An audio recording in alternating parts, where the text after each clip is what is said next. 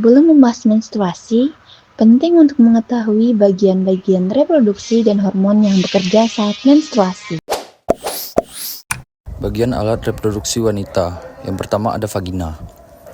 Vagina adalah saluran yang menghubungkan serviks atau bagian bawah rahim dengan bagian luar tubuh. Fungsi vagina sebagai alat reproduksi wanita adalah menjadi jalan keluar darah saat menstruasi, jalan lahir bayi, serta jalan masuk sperma menuju rahim.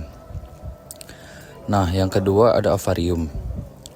Alat atau organ reproduksi wanita yang satu ini bertanggung jawab untuk mereproduksi hormon seperti estrogen, progesteron, dan ovum, atau yang biasa disebut sel telur.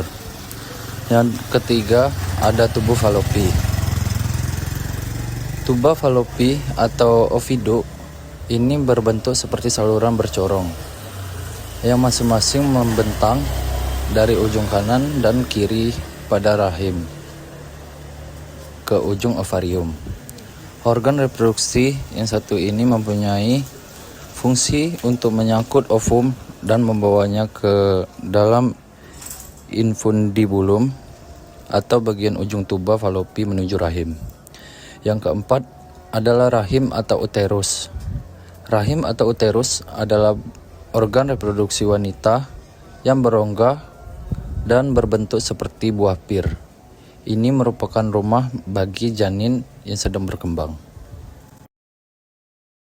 Ada beberapa hormon yang bekerja ketika proses menstruasi, yaitu VSH, adalah hormon yang dilepaskan oleh kelenjar pituitari di otak dan berperan dalam merangsang pertumbuhan folikel di ovarium selama fase folikular. LH juga diproduksi oleh kelenjar pituitari dan bekerja sama dengan FSH. Yang ketiga ada estrogen. Estrogen adalah hormon yang diproduksi oleh ovarium dan memainkan peran penting selama fase folikuler dan luteal. Yang keempat ada progesteron. Hormon ini bekerja untuk mempertahankan lapisan dinding rahim dan mendukung implementasi sel telur yang telah dibuahi. Yang kelima ada gonadotropin. Rhea-Yasin. Hormon atau dapat disingkat dengan GnRH. GnRH bertindak sebagai pemicu awal dari seluruh siklus menstruasi dan mengatur kapan FSH dan LH dilepaskan untuk memulai perkembangan folikel dan ovulasi. Lalu yang keenam terdapat prostaglandin. Prostaglandin adalah zat kimia yang dilepaskan di rahim saat menstruasi dan berperan dalam kontraksi rahim untuk meluruskan lapisan dinding rahim.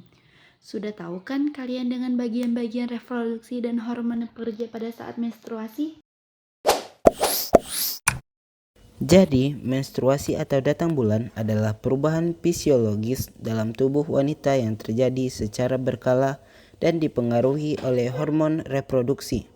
Proses menstruasi merupakan proses peluruhan dinding rahim atau endometrium karena tidak ada pembuahan pada sel telur, sehingga mengakibatkan penurunan hormon estrogen dan progesteron.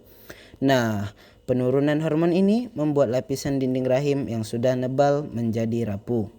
Pembuluh darah pecah, kemudian luruh dan keluar sebagai darah menstruasi.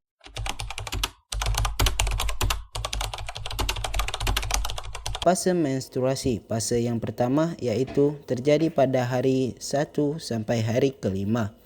Fase ini menandai awal dari siklus baru dan berlangsung sekitar 3 hingga 7 hari tergantung pada masing-masing individu.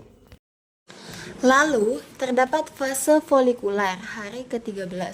Fase folikuler dimulai pada hari pertama menstruasi dan berlangsung hingga ovulasi.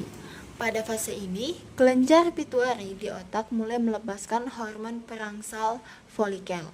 Nah, hormon tersebut merangsang ovarium untuk menghasilkan beberapa folikel yang mengandung sel telur. Namun, hanya satu folikel yang akan matang dan siap dilepaskan selama ovulasi.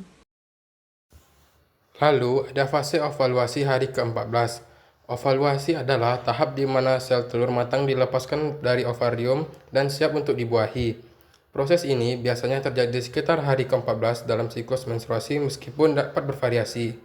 Selanjutnya ada fase luteal hari ke-15 sampai ke-8.